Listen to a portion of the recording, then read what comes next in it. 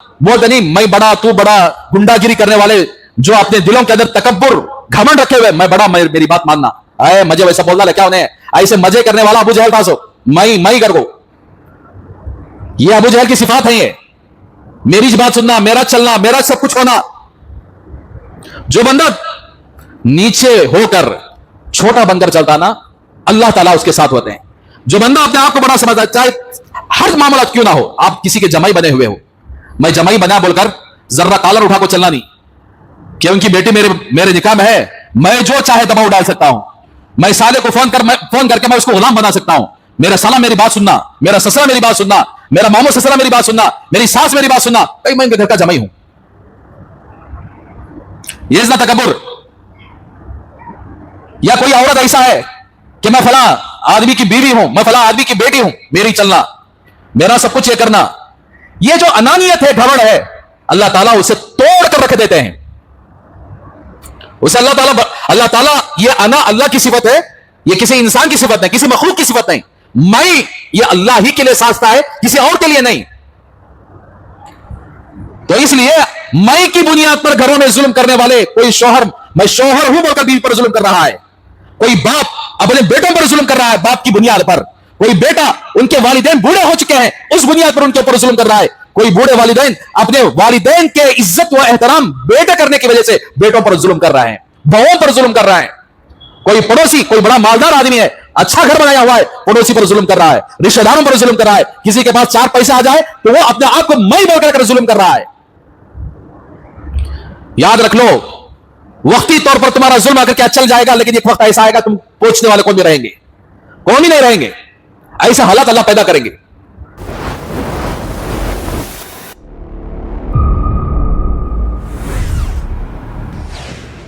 तो मेरे भाइयों, मुहर्रमुल हराम की निस्बत से एक बात भी आपके सामने अर्ज करूं कि सहाबा कराम रज़ी अल्लाहु अन्हुम अजमाइन ने हिजरत की जो इब्तिदा, यानी हिजरी कैलेंडर की जो इब्तिदा फरमाई, वो मुहर्रमुल हराम के महीने से फरमाई है।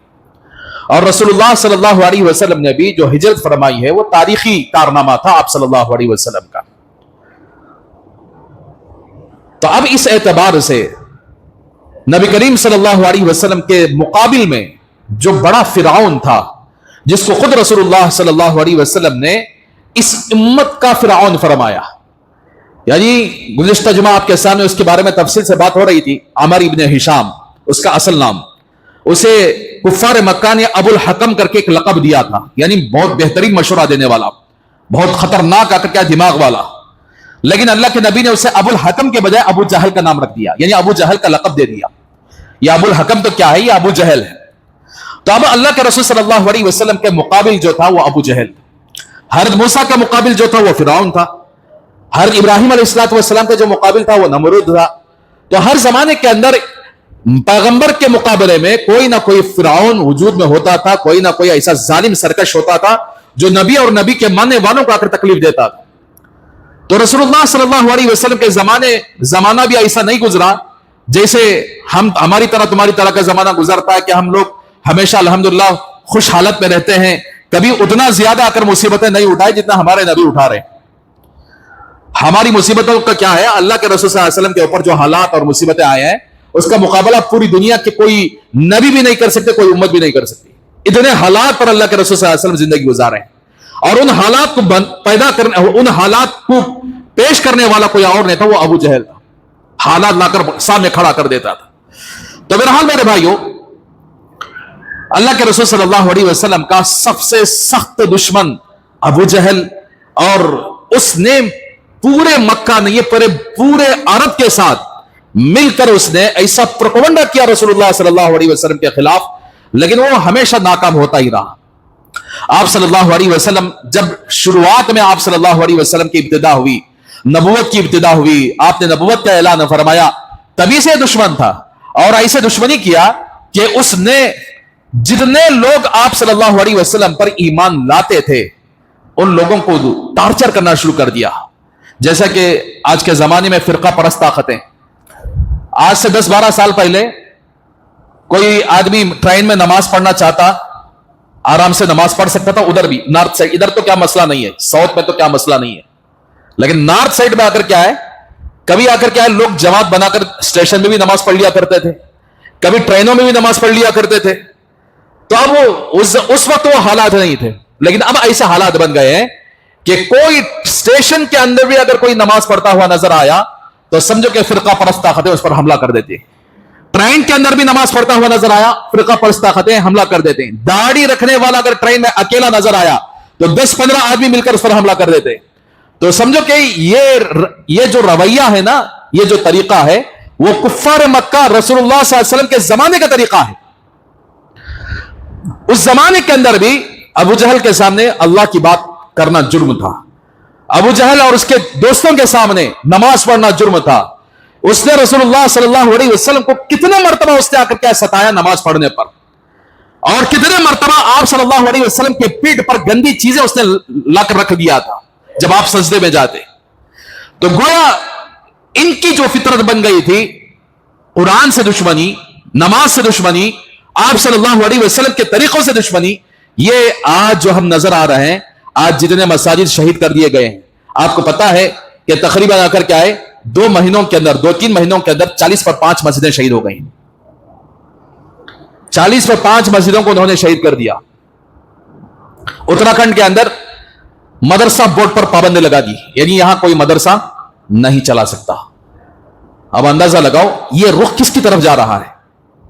تو بہرحال میرے بھائیوں, ہر زمانے کے اندر ایسے واقعات پیش آتے ہیں, ایسے حالات بنتے ہیں, لیکن اللہ تعالیٰ ہمیشہ حق کی جیت فرماتے ہیں. انگریز کے دور میں انگریز بھی 1000 مدرسوں کو اس نے شہید کیا تھا. 1000 مدرسے اس زمانے کے اندر. اس کے باوجود ان مدرسوں کا سسٹم ختم ہو گیا یا ایسا ہو ہی نہیں سکتا. دین ختم ہو گیا, ہو ہی نہیں سکتا. یہ دین قیامت تک باقی رہنا ہے, اللہ تعالیٰ اس کی حفاظت فرمائیں گے. تو بہرحال ابو جہل بھی انہی گندی, اب جتنے لوگ ہیں یہ ابو جہل کی سوچ رکھنے والے, جتنے بھی داڑھی والوں کے خلاف, مدرسوں کے خلاف, مسجدوں کے خلاف, دینداری کے خلاف جو سوچ بنی ہوئی ہے, وہ سب کے سب ابو جہل کے خاندان کے لگے ہوئے ہیں. تو بہرحال میرے بھائیوں, ابو جہل اللہ کے رسول صلی اللہ علیہ وسلم کا بالکل مخالف تھا, اور ایسے اس نے ستایا, کمزور لوگوں کو اس نے ستایا, کمزور. ارے سب سے پہلے اسلام کے اندر شہید ہونے والی خاتون حضرت سمیہ رضی اللہ تعالی عنہا, بوڑھی عورت تھی, کمزور تھی. ان کے شوہر یاسر, ان کا بیٹا عمار, یہ سارا کا سارا گھرانہ کمزور گھرانہ تھا, غریب گھرانہ تھا, لیکن رسول اللہ صلی اللہ علیہ وسلم کے ہاتھ پر مسلمان ہو چکا تھا. جیسے ابو جہل کو معلوم ہوا, اس ظالم نے کیا کیا, ہر سمیہ رضی اللہ تعالی عنہا جو بوڑھی خاتون ہے, اسلام چاہے اسلام مسلمان کسی دوسرے ملک سے جنگ کرتے ہو, کسی دوسرے ملک سے ان کا اگر کیا لڑائی ہو, لیکن اسلام اس بات کی اجازت نہیں دیتا کہ کسی عورت پر ہاتھ اٹھائے, کسی بوڑھی عورت پر ہاتھ اٹھائے, کسی بوڑھے مرد پر ہاتھ اٹھائے, بچوں پر ہاتھ اٹھائے. لیکن وہ درندے جو آج کل کے یہودی لوگ بھی ہیں, نہ وہ عورتوں کو دیکھتے ہیں, نہ وہ بچوں کو دیکھتے ہیں, نہ بوڑھوں کو دیکھتے ہیں, سب کو ختم کر دیتے ہیں. تو آپ صلی اللہ علیہ وسلم کے زمانے میں حضرت سمیہ رضی اللہ تعالی عنہا جو بوڑھی خاتون تھی, کمزور تھی, یہ اپنے آپ کو بہادر سمجھنے والا, یہ اپنے آپ کو بڑا سمجھنے والا, سردار سمجھنے والا حضرت سمیہ رضی اللہ تعالی عنہا کو اس نے برچھا مار کر شہید کر دیا, بوڑھی عورت پر. تو آپ اندازہ لگو یہ کتنا بڑا جوان مرد ہوتا ہے جو عورت پر ہاتھ اٹھائے. عورت پر ہاتھ اٹھانے والا جوان مرد نہیں ہوتا, وہ تو یعنی بزدل ہوتا ہے, وہ تو اگر نامرد ہوتا ہے. تو اسی طریقے سے ایک خاتون تھی حضرت زنیر رضی اللہ تعالی عنہا. اس خاتون کے لیے اس نے کیا کیا, بازار کے چوراستے پر اس نے آ کر محض اس بات پر کہ یہ خاتون مسلمان ہو چکی ہے, یہ خاتون رسول اللہ صلی اللہ علیہ وسلم کی غلام بن چکی ہے, یہ خاتون اللہ کے نبی سے, اللہ سے محبت کرنے والی ہے, تو اس خاتون کو چوراہے پر کھڑا کر کے اس نے کیا کیا, ایسا مار مارا جس کی وجہ سے ان کی آنکھیں چلی گئی, اور مذاق اڑانے لگا کہ دیکھو ہمارے لات و عزا نے, جن بتوں کی وہ پوجا کرتے تھے, ہمارے لات و عزا نے ان کی آنکھیں چھین لی ہیں. تو ہر زنیرہ کا ایمان کیا تھا کہ بیوقوف, لات و عزا کیا ہے, لات و عزا کو پتا نہیں کہ اس کی عبادت پر کون کرنے والے ہیں, لات و عزا کو پتا نہیں تو کون ہے اصل, لات و عزا کو پتا نہیں, وہ پتھر کے بنائے ہوئے بت ہیں. یہ آنکھیں، یہ روشنی جو چھینی گئی ہے، یہ اللہ کی طرف سے، میرا اللہ چاہا تو میری آنکھوں کو واپس کر دے گا۔ چوراہے پر کھڑا کر کے مارا پیٹا، ان کے بال کو پکڑ کر طرح طرح کی تکلیف دی، لیکن انہوں نے اتنا ثابت قدمی کے ساتھ کھڑے ہوئے اپنے ایمان پر، یہاں تک کہ صبح سے لے کر شام تک تکلیف دیتا رہا۔ شام میں حضرت زنیرہ اللہ کے دربار میں حاضر ہوئی، نماز پڑھنے لگی اور بلک بلک کر رونے لگی کہ یا اللہ، مجھے پتا ہے کہ آنکھوں کی روشنی دینا، آنکھوں کی روشنی کو چھینا یہ آپ کا کام ہے، بیماری دینا، شفا دینا یا اللہ آپ کا کام ہے، اولاد کا دینا یا نہ دینا یہ آپ کا کام ہے، انسانوں پر جو حالات آتے ہیں وہ حالات کا دینا یا حالات کا سدھارنا یہ آپ کا کام ہے، میں جانتی ہوں، لیکن آج ان کم بختوں نے تیرے اوپر انگلیاں اٹھائی ہیں، مجھے برداشت نہیں ہے، یا اللہ میں تیری قدرت پر بھروسہ کرتی ہوں کہ میری آنکھیں مجھے عطا فرما دے۔ تو یہ رات بھر مصلی پر کھڑے ہو کر روتی رہی، صبح جب یعنی تہجد کی نماز پڑھ کے، فجر کی نماز پڑھ کے فارغ ہوئی تو ان کی آنکھیں آ چکی تھی، ان کی آنکھوں کی بینائی واپس آ چکی تھی۔ تو اس طرح ابو جہل نے کمزوروں کے ساتھ یہ معاملہ کیا، کمزوروں کو اگر اس نے ستایا، کمزوروں کو تکلیف دیا، عورتوں کو نہیں چھوڑا، بوڑھوں کو نہیں چھوڑا، یہاں تک کہ رسول اللہ صلی اللہ علیہ وسلم کو اس نے نہیں چھوڑا، اتنی تکلیف دی، آپ کا بائیکاٹ کیا۔ لیکن اللہ کے رسول صلی اللہ علیہ وسلم کو طاقت کب ملی؟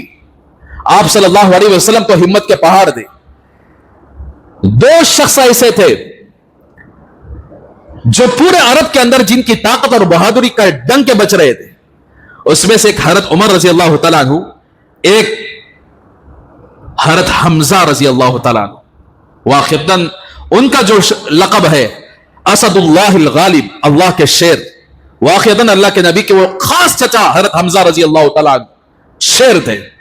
تو یہ دونوں کا اسلام لانا بڑا کفار مکہ پر، خصوصاً ابو جہل پر ایسے تلوار اس کے دل پر چلے کہ حضرت عمر کا اسلام لانا تو آپ سن چکے ہیں۔ حضرت حمزہ رضی اللہ تعالیٰ عنہ ایک مرتبہ شکار کو گئے ہوئے تھے، شکار کو گئے ہوئے تھے، جب شکار سے واپس آئے تو ایک جگہ بیٹھ کر اپنی تیر اور کمان کو درست کر رہے تھے، جو جانور شکار پکڑ کر لائے تھے اس کو آ کر کیا ہے ایک جگہ پر رکھ رہے تھے، ایک آرام کے لیے وہاں پر بیٹھے ہوئے تھے۔ ایک عورت، ایک باندی آئی حضرت حمزہ رضی اللہ تعالیٰ عنہ کے پاس اور عرض کرنے لگی کہ چچا جان، آپ تو محمد رسول اللہ صلی اللہ علیہ وسلم کے چچا ہیں، ابو جہل آپ کے خاندان کو، آپ کے بھتیجے کو یعنی محمد صلی اللہ علیہ وسلم کو گندی گندی گالیاں دے رہا ہے، ایسی گندی گالیاں میں نے آج تک نہیں سنی، میں اس گندی گالیوں کو آپ کے سامنے ذکر کرنا بھی نہیں چاہتی۔ اس سے پتا چلتا ہے مسلمانوں، لڑائی جھگڑے کے موقع پر جب پڑوسیوں سے جھگڑا ہو جاتا ہے یا کسی اور مسلمان سے جھگڑا ہو جاتا ہے، یہ جاہل لوگ کیا کرتے ہیں، زبان سے آ کر کیا ہے گالیاں بکنے لگتے ہیں۔ گالیاں بکنا ابو جہل کا کام ہے، مسلمانوں کا کام نہیں ہے، مسلمانوں کا کام نہیں ہے۔ گالیاں بکنے والا اللہ کی نگاہ سے گر جاتا ہے، وہ تو ابو جہل کا آ کر کیا طریقہ ہے گالیاں بکنا۔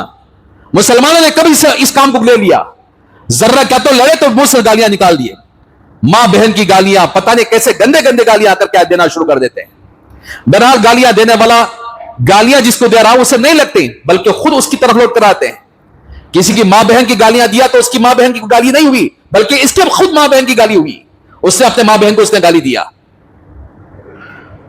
تو حضرت حمزہ یہ سننا تھا، برداشت کے باہر ہو گئے، تیر کمان لیا، گھوڑے پر چھلانگ لگا کر تیزی کے ساتھ گئے۔ ابو جہل ایک جگہ بیٹھا ہوا تھا، گئے ایک مار کمان سے مارا جس کی وجہ سے اس کا سر پھٹ گیا اور نیچے لہو لہان پر آ کر لہو لہان ہو کر نیچے گرا۔ اس نے حضرت حمزہ نے کہا تیری جرت کیسی ہوئی کہ میرے بھتیجے کو تو آ کر کیا گالیاں دے رہا ہے، میرے خاندان کو تو گالیاں دے رہا ہے، تیری جرت کیسی ہوئی؟ تو اس کے جو دوست ہیں اس کو سپورٹ میں آ کر لڑائی کے لیے کھڑے ہو گئے۔ تو ابو جہل نے کہا بیٹھ جاؤ، واقعتاً میں نے گندی گالیاں دی ہے، اس نے خود اعتراف کیا۔ تو حضرت حمزہ نے کہا دوبارہ تیری زبان سے گالیاں دیا تو تجھے قتل کر دوں گا۔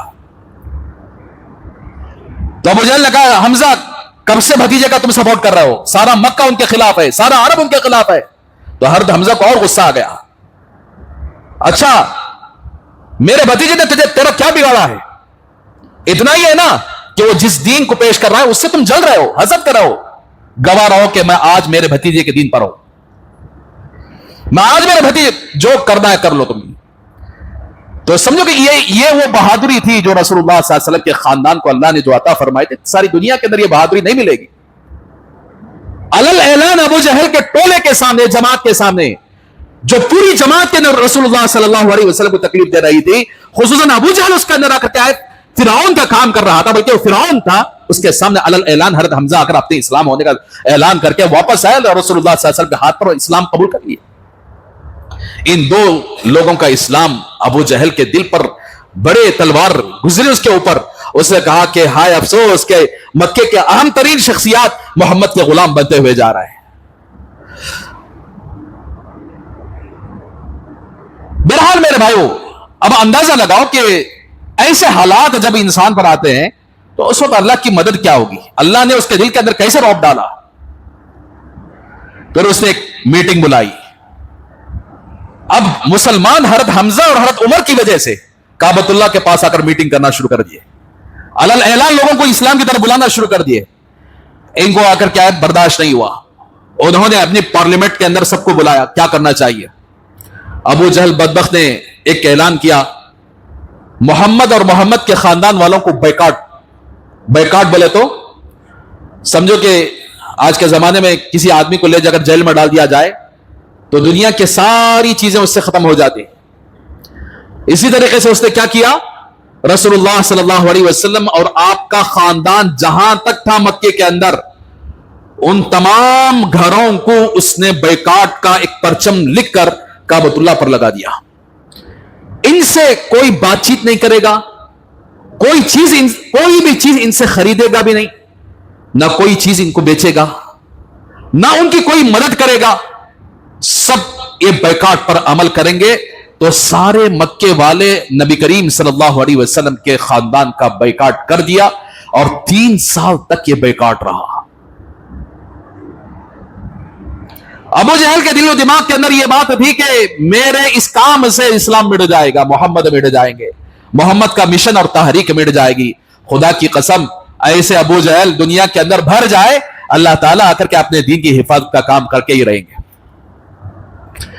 ان کے پاس کھانے کے لیے کھانا نہیں ہوا, پینے کے لیے پانی نہیں, یہاں تک کہ بعض اللہ کے نبی کے خاندان والوں نے کیا کیا, چمڑے جو پڑتے ہیں, مطلب بکریوں کو ذبح کرنے کے بعد 1-2 آدھا جو چیزیں پڑ جاتی ہیں, اس کو لا کر دھو کر بھگو کر وہ کھانا شروع کر دیا, پتے کھانا شروع کر دیا. 3 سال تک انہوں نے تکلیفیں برداشت کی. خود دشمنوں کو یہ رحم آ گیا کہ 3 سال تک ہم نے ان کو کھانا نہیں پہنچایا, جیسا کہ آج غزہ کے لوگوں کے ساتھ ہو رہا ہے نا. تصور کرو یہ رسول اللہ صلی اللہ علیہ وسلم کے ساتھ ہوا ہے. آج یہودی اگر ان کا راستہ روکے ہوئے کہ کوئی آدمی وہاں تک کھانا نہیں پہنچائے گا, بھوک کی وجہ سے کئی ہزار لوگ وہاں انتقال ہو گئے, شہید ہو گئے. تو اسی لیے میرے بھائیوں, غزہ اور فلسطین حق پر ہے, ایران حق پر نہیں ہے. یاد رکھ لو, ایران حق پر نہیں ہے.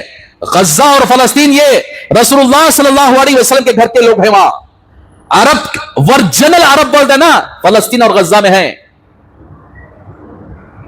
جن کا ایمان صحابہ کا ایمان, آپ صحابہ کی مثال یاد کر سکتے ہیں ان کے ایمان کو دیکھ کر. کئی سالوں سے لوگ اسی بیکاٹ میں ہیں, ساری دنیا کے ممالک ان سے بیکاٹ کیے ہوئے ہیں, کوئی ان کو نفع نہیں پہنچا سکتے, کوئی ان کو اگر کیا راحت نہیں پہنچا سکتے.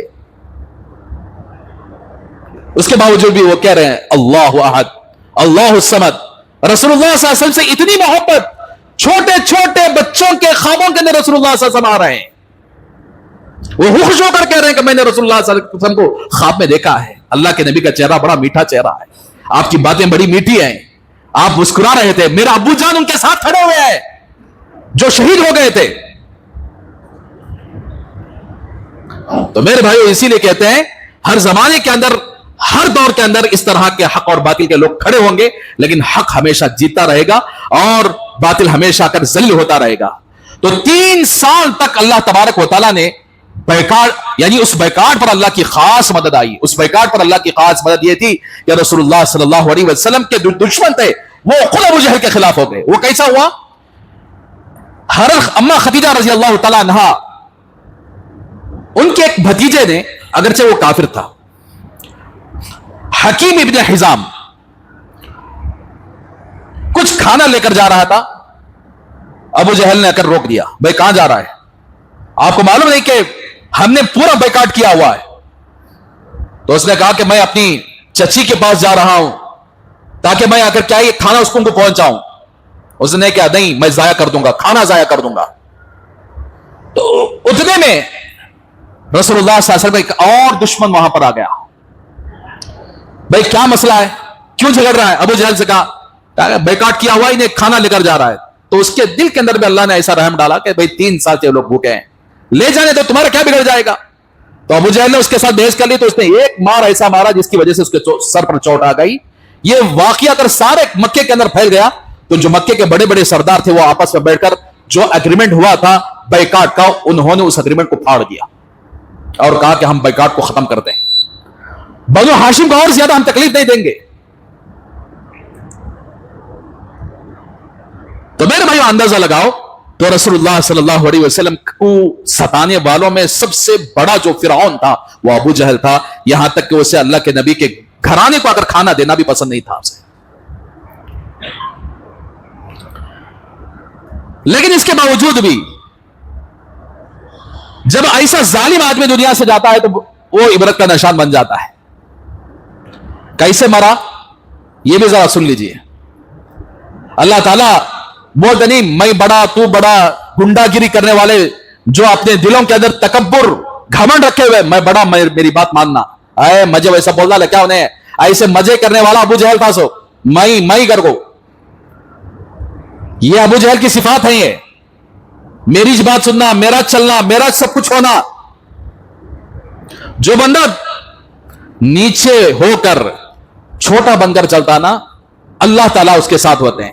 جو بندہ اپنے آپ کو بڑا سمجھتا ہے، چاہے ہر معاملات کیوں نہ ہو، آپ کسی کے جمائی بنے ہوئے ہو، میں جمائی بنا بول کر ذرہ کالر اٹھا کو چلنا نہیں کہ ان کی بیٹی میرے نکاح میں ہے، میں جو چاہے دباؤ ڈال سکتا ہوں.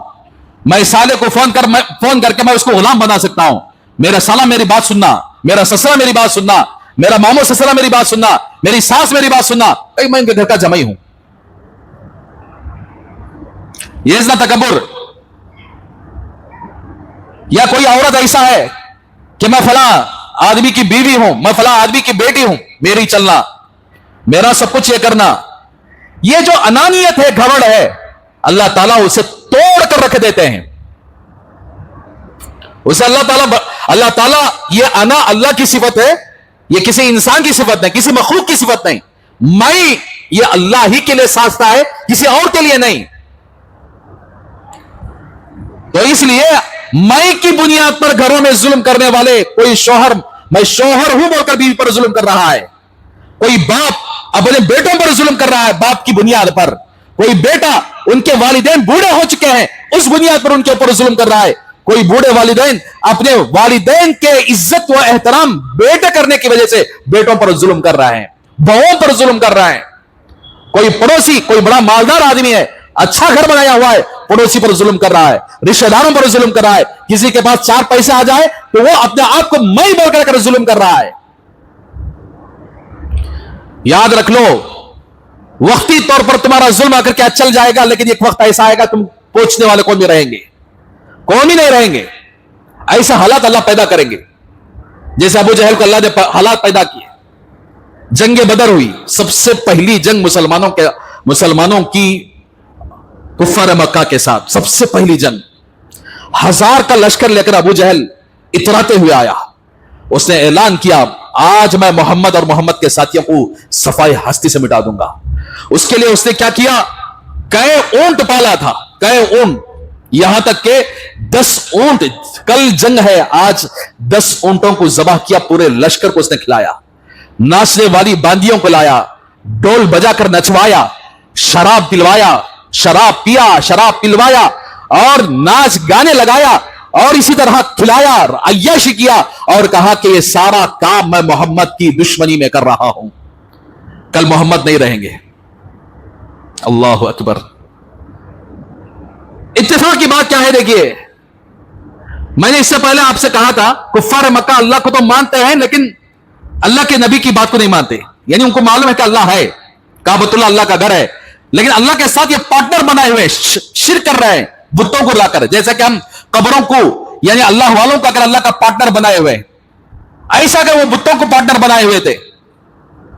تو مسئلہ یہ تھا, صبح کو رسول اللہ صلی اللہ علیہ وسلم تہجد میں نماز پڑھ رہے ہیں, یہ رات بھر عیاشی کر کے صبح میں اللہ سے دعا کر رہا ہے, اے کعبے کے رب, محمد کی وجہ سے ہمارے خاندان ٹوٹ گئے, محمد کی وجہ سے بہت سارے لوگ مکہ چھوڑ کر مدینے کو چلے گئے, محمد کی وجہ سے مکہ ویران ہو چکا, اور محمد یہاں تک حالات پیدا کر دیا کہ ہمارے اور ان کے درمیان لڑائی ہونے کو ہے. اگر تیری نگاہ میں محمد اور ہم جو صحیح ہوگا اسے آپ فتح دیں گے, کامیابی دیں گے. گویا اس نے اپنے ہی خلاف اگر کیا دعا مانگ لی. ادھر اللہ کے رسول صلی اللہ علیہ وسلم دعا مانگ لی, یا اللہ یہ 313 کا قافلہ بڑی محنت کے ساتھ جمع ہوا ہے, اگر آج یہ لوگ ہار گئے, آج یہ لوگ آ کر کیا ہے شہید ہو گئے, پھر قیامت تک تیرا نام لینے والا کوئی نہیں رہے گا. یا اللہ تیری خاص مدد مجھے چاہیے. تو اللہ تعالیٰ نے 5000 کا لشکر فرشتوں کا اتارا ہے اس جنگ کے اندر. اور اللہ کے نبی صلی اللہ علیہ وسلم جب جنگ سے پہلے جب دیکھا کہ 70 بڑے سردار کافروں کے, بڑے بڑے سردار, سمجھو کہ پارلیمنٹ کے 70 ممبران پارلیمنٹ آ چکے ہیں, پورے کے 70 کے 70 بڑے بڑے. اللہ کے نبی نے صحابہ کی طرف مخاطب ہو کر فرمایا کہ دیکھو مکہ نے اپنے کلیجے کو نکال کر باہر کر دیا ہے, ان کو غنیمت جان کر ان کو ختم کر دو. گھمسان کی لڑائی ہوگی. صحابہ کرام رضی اللہ عنہم اجمعین اپنے آنکھوں سے فرشتوں کو لڑتے ہوئے دیکھا ہے. صحابہ کے پاس وہ ہتھیار نہیں جو ان کے پاس ہتھیار ہے, صحابہ کے پاس وہ سواریاں نہیں جو ان کے پاس سواریاں تھے کفار مکہ کے ساتھ. اسی لیے کہتے ہیں میرے بھائیوں, اللہ کی مدد اپنی زندگی میں دیکھنا چاہتے ہو تو اپنے آپ کو 100% اللہ کے نبی کا سچا امتی بناؤ, اپنے آپ کو سچا ثابت کرو, جھوٹا نہ بنو, دھوکے باز نہ بنو, معاملات کو صاف رکھو. کسی پر مجھے میرے پاس طاقت ہے بول کر اس طاقت کا غلط استعمال کسی کمزور لوگوں پر نہ کیا کرو, پھر اللہ کی مدد ہمارے ساتھ رہے گی. ہم نے کسی ناحق مظلوم کسی انسان پر, میں انسان بول رہا ہوں مسلمان نہیں بول رہا ہوں, کسی بھی انسان چاہے کسی بھی آ کر کے مذہب کا تعلق رہے, کسی پر ہماری وجہ سے کسی پر ظلم نہیں ہونا چاہیے. ہماری زبان کی وجہ سے, ہمارے ہاتھ کی وجہ سے, یا ہمارے کردار کی وجہ سے. ابو جہل اس کے پیچھے آ کر پوری سیکورٹی تھی اس کی, اور صحابہ کرام انتظار کر رہے ہیں کہ کسی طرح اس موقع مل جائے اس کے پاس جا کر اس کی گردن اڑا دیں. اللہ کے نبی کے صحابہ کھڑے ہوئے ہیں. حضرت عبد الرحمن ابن عوف رضی اللہ تعالیٰ عنہ کے صحابی ہیں, سب میں کھڑے ہوتے ہوئے آس پاس میں ایسا دیکھ لیتے ہیں کون میرے بازو میں کھڑا ہے, سو اگر میرے پر کون تو بھی حملہ کرے تو انہیں ساتھ دیتا کہ نہیں دیتا کہ, یا اس کے پر حملہ کرے تو میں کیسے ساتھ دینا, یہ سب پلان بنتا ہے. وہ اب عبد الرحمن ابن عوف ہوں دیکھے تو 2 کم سن 15-16 سال کے نوجوان بچے کھڑے ہوئے, جبکہ وہ 15-16 سال کے نوجوانوں کے اندر اتنی طاقت نہیں جو 25-30 سال کے نوجوانوں کے اندر ہوتی ہے. تو دیکھا دل میں سوچے کیا اللہ یہ میرے بازو میں انہوں چانا کیا, ذرا اچھے حضرت عمر جیسے کہتے, حضرت علی جیسے کہتے, ویسے جوانا ہتے تو اچھا رہتا تھا نا. وہ دل میں بول لیتے ہیں خالی. اتنے میں آ کر کیا ہے, اللہ نے 1000 کا جو لشکر تھا اس 1000 کے لشکر کو آ کر کیا ہے صحابہ کے ذریعے سے اسے پیچھے ڈھکل دیے.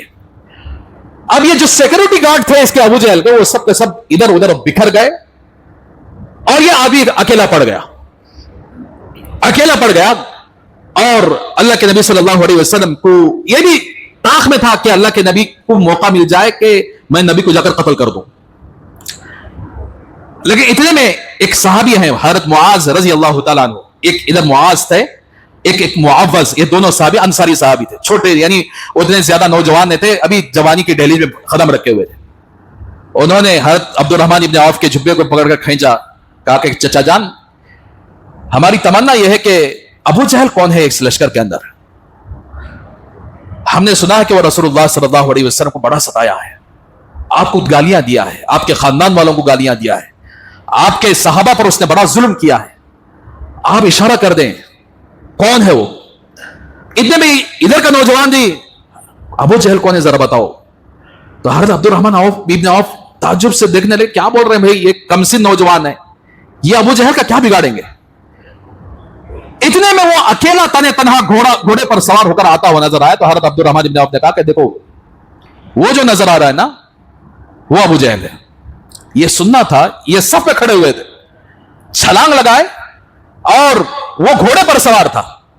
ये दोनों शहजादे साहबा कराम रजी अल्लाह अन्हुम अजमाइन, कमसिन नौजवान, गए, चढ़कर उन्होंने आकर उसके पैर पर हमला किया और घोड़े पर हमला किया, जिसकी वजह से आकर क्या है, अबू जहल सीधे नीचे गिर गया। गिरने के बाद उसे जख्मी किए, उसके हाथ पैर पर तलवार चलाई। तो उसे देखकर कहने लगा कि भाई अब तो मुझे यकीन हो गया कि मैं मर जाऊंगा, लेकिन मुझे कत्ल करने वाला मेरे मुकाबिल का आदमी होना चाहिए। तुम छोटे बच्चे मुझे कत्ल मत करो, मुझे जो कत्ल करने वाला होगा मेरे मुकाबिल का आदमी होगा। देखो यहां भी अनानियत, मैं पना गया ना है, मरने को है वो, मरने को अगर रूह निकलने को है, अब भी मुझे क्या बोल रहा है, मेरे मुकाबिल के आदमी को लाओ। इतने में अब्दुल्लाह इब्न मसूद रजी अल्लाह तआला वहां से गुजरे, तेजी के साथ आकर उसके सीने पर चढ़कर एक वार किया और कहा कि अबू जहल, याद है तू मक्के के अंदर मुझे क्या क्या तकलीफ दिया था।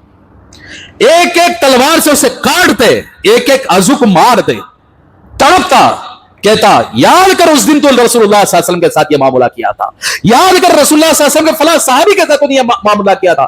तड़पा तड़पा कर उसे जख्मी कर करके मारे, यहां तक कि उसके सर को अपनी तलवार से काट कर अल्लाह के रसूल सल्लल्लाहु अलैहि वसल्लम की खिदमत पे हाजिर हुए और अर्ज किया, रसूलुल्लाह खुशखबरी है कि आपका दुश्मन, इस उम्मत का फिरौन, आज इस जंग के अंदर मारा गया है। अल्लाह के नबी, अच्छा मारा गया, 3 मरतबा आपने सवाल किया, अबू जहल मारा गया। अब तो अल्लाह के नबी को हज़रत अब्दुल्लाह इब्न मसूद पकड़कर साथ लेकर गए, उसके जिस्म को सामने उसके सर को रखकर दिखाया कि देखो। तो उस वक्त आपके ज़बान मुबारक से यही बात निकली थी, इस उम्मत का फिरौन आज दुनिया से खत्म हो गया। तो इसलिए मेरे भाइयों, अबू जहल के सिफात हमारे अंदर भी हैं, घमंड, हसद, जलना, नफरत करना, दूसरों को नुकसान पहुंचाना, किसी के दुकान रखने पर जल जाना, किसी के व्यापार पर जल जाना, किसी को आकर क्या है तकलीफ देना, गालियां देना, प्रोपेगेंडा करना, प्लान करना। उसने नबी करीम सल्लल्लाहु अलैहि वसल्लम को कत्ल करने का प्लान एक बार ने कई मरतबा बनाया हुआ है। तो एक तरफ हक जमात रसूलुल्लाह सल्लल्लाहु अलैहि वसल्लम की, एक तरफ आकर के अबू जहल की जमात। हक जमात का हम साथ देंगे, हक जमात में शामिल हो जाएंगे, तो कल क़यामत की अबू जहल की फहरिस्त में नहीं होंगे। अगर अबू जहल के सिफात, आदतें हमारे अंदर आ जाएं, तो फिर अल्लाह ताला ने कुरान मजीद के अंदर अबू जहल के सिलसिले में जहन्नम का तज़किरा फरमाया। जब आप पर ज़क़ूम दरख्त, इन्न शजरत ज़क़ूम तआमुल असीम कल मुहल यग़ली फिल बुतून कग़लिल हमीम, जब ये आयत अल्लाह के नबी पर नाजिल हुई तो उसने कहा कि भाई देखो मोहम्मद के ऊपर क्या ज़क़ूम का दरख्त है। ज़क़ूम किसे बोलते मालूम?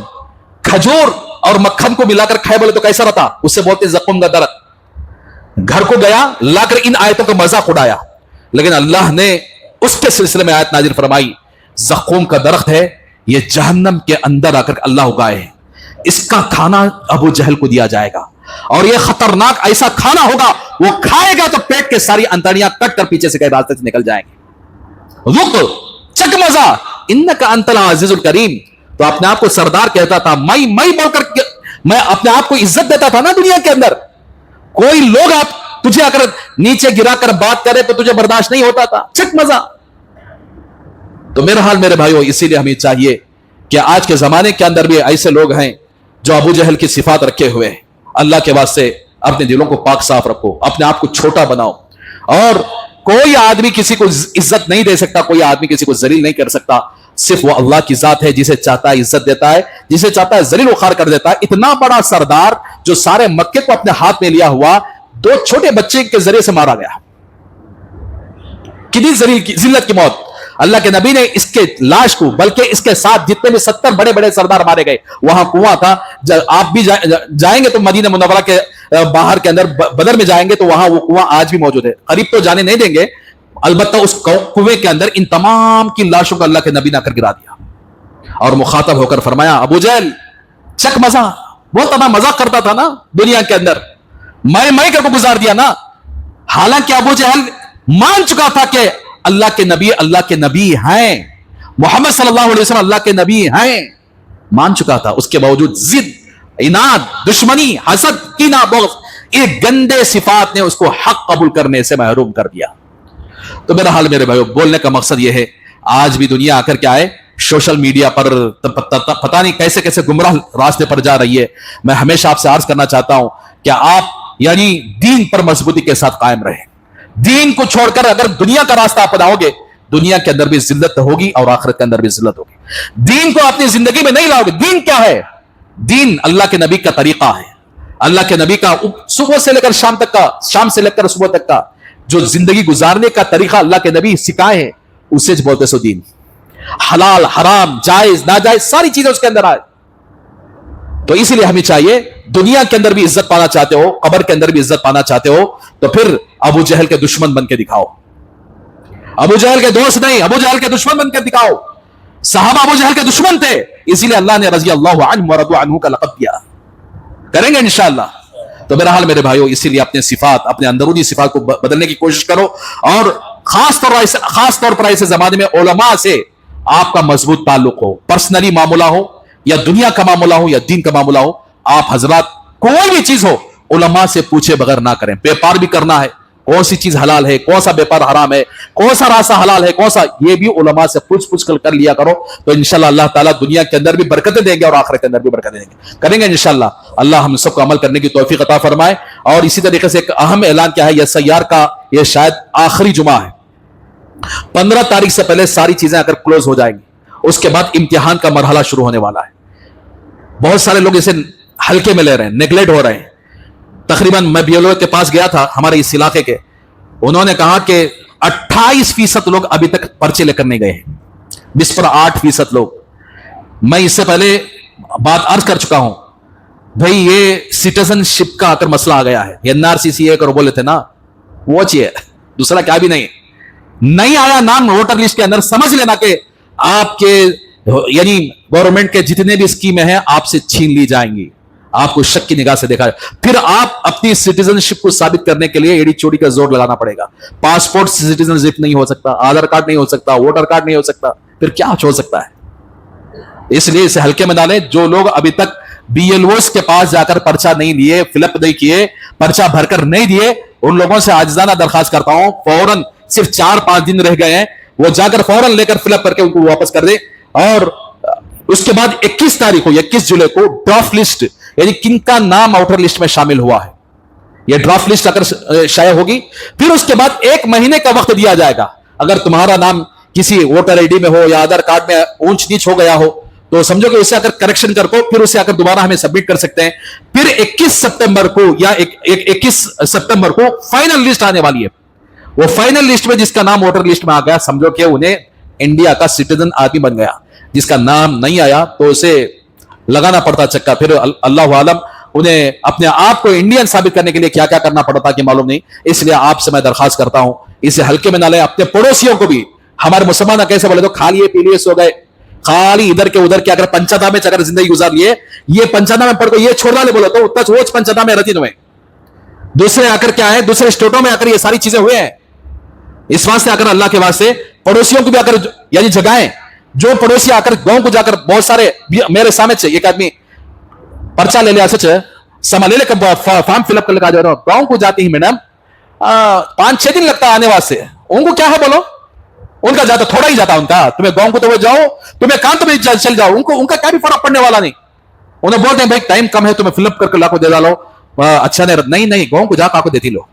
ایسے آدمی ہمارے اتنے نیگلیکٹ, ایک دم غافل, ان کو کتنا جگہ بولے تو بھی انہیں ہاں چلتے سو. انہیں بولتے ہیں بھائی ہمارے غیر مسلم آ کر کیا ہے لا کر جمع کر دیا, بھائی ہمارے مسلمان آگے کب تک جمع کریں گے.